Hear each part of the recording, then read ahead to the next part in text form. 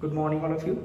तो अभी तक हमने एक्सरसाइज के एग्जाम्पल देखे, जो जो चीज़ें दिखी that I would like to revise you कि पॉलिनोमियल किसे बोलते हैं, देन आफ्टर उसके फॉर्म्स मोनोमियल, बाइनोमियल, ट्राइनोमियल, फिर सबका एडिशन कैसे करते हैं and all this things we had seen up to now. Addition और सब्ट्रैक्शन के रिलेटेड एग्जाम्पल्स देखे हैं।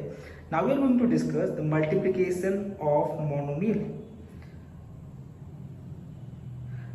मल्टीप्लिकेशन कैसा होगा मोनोमियल का, उसके बारे में अब हम डिस्कस करने जाने वाले हैं। सो मैं तुम्हें थोड़े बहुत एग्जांपल ऐसे ही रैंडमली देता हूँ।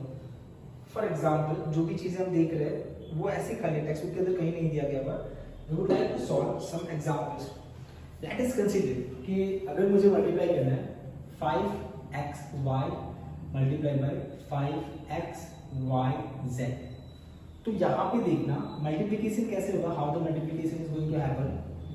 First the constant will get multiplied by the constant. Multiplication है तो कांस्टेंट कांस्टेंट से मल्टीप्लाई होगा, so this will become 25। Again x है, x के साथ मल्टीप्लाई होगा तो x into x will be x square. Again y into y will be y square, और z का कुछ नहीं है तो सेम टू सेम लिखते हैं। ओके, मल्टीप्लिकेशन के लिए सारी चीजें पॉसिबल है। Let us consider one more example. 5x square y square z cube multiplied by 3x square y square z. यहाँ पे देखना, try to start by multiplying constant term. 5 into 3, yes, 15. So this is 15. Again, x square into x square, x raised to 4. Y square into y square, y raised to 4. Z cube into z, z raised to 4. हो गया? Simple है multiplication. मुझे नहीं लगता तुम्हें इसके अंदर कोई भी प्रॉब्लम होनी चाहिए। अब एक आध एग्जाम्पल और कंसीडर कर लेते हैं। फॉर एग्जाम्पल ऐसा कुछ दिया गया है, -1 multiply by -x square y square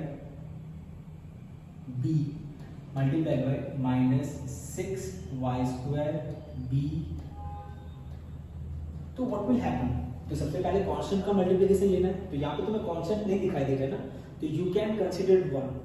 consider कर लेते हैं ना, यहाँ पे 1 है, कुछ नहीं है तो 1 है, तो 1 को 6 से मल्टीप्लाई करेंगे तो आंसर 1 आएगा, सॉरी 6 आएगा। But here minus and minus will become plus, so our answer will be 6। Again x square तो है ही, तो उसे सेम टू सेम लिख दो। y square into y square, तो पावर का सिंपली एडिशन कर दो, पावर का एडिशन कर दो, तो 2 + 2 that is 4। b plus b square, यहाँ पे 1 है, यहाँ पे 1 है, तो 1 + 1 दैट इज इक्वल टू 2। बहुत ही सिंपल एग्जाम्पल है, इसके अंदर तुम्हें कुछ परफॉर्म करने की जरूरत नहीं है। ये तुम्हें खाली पता चल जाना चाहिए कि मल्टीप्लिकेशन किसके बीच में होगा, लाइक टर्म्स के बीच में इजीली मल्टीप्लाई हो जाएगा। अब ट्राई करते हैं कि हमें एग्जाम्पल फॉर थर्ड दिया गया टेक्स्ट बुक के अंदर एग्जाम्पल्स दिए गए होगा। Try to solve that example.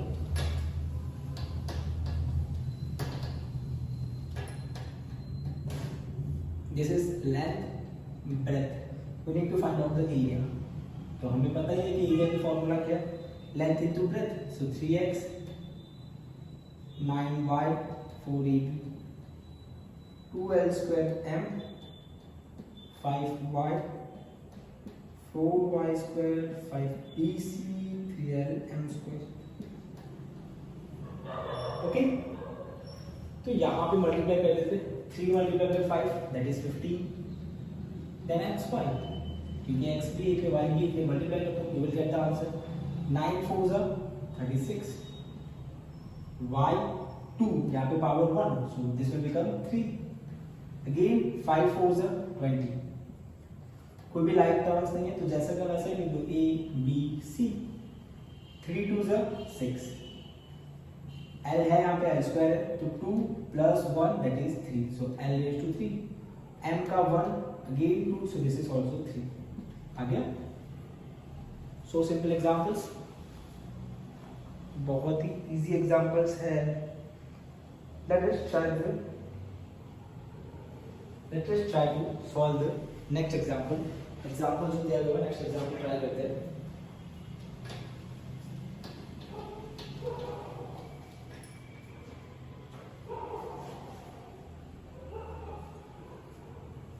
What is given? 2ax m square and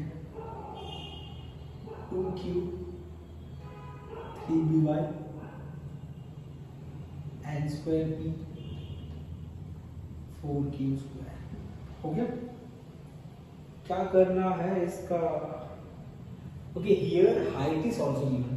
अब अभी तक हमने एरिया फाइंड आउट किया ना, अब हाइट भी दिया गया 5cz, this is p square m and 8q square। तो इसके अंदर what we need to find out, volume find out करना है। तो वॉल्यूम की फॉर्मूला क्या होती है? Length multiply by breadth multiply by height. ये तीनों चीज का मल्टीप्लिकेशन होगा। So the volume is equal to length multiply by breadth multiply by height.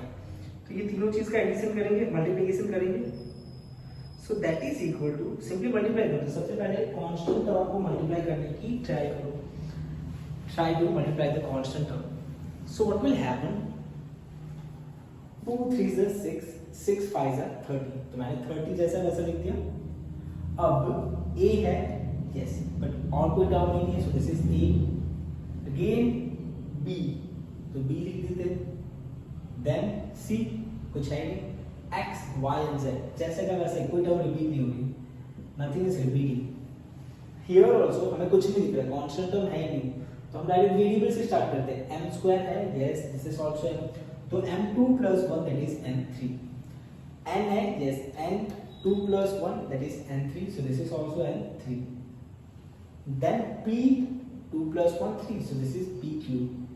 अगर तुम्हें ऐसे लिखना हो तो ऐसे either you can write down in bracket mn pq, mn pq। इसका भी करेंगे, 4 2 is 8, 8 multiplied by 8 64, तो कांस्टेंट टर्म मैंने 64 लिख दिया एज इट इज।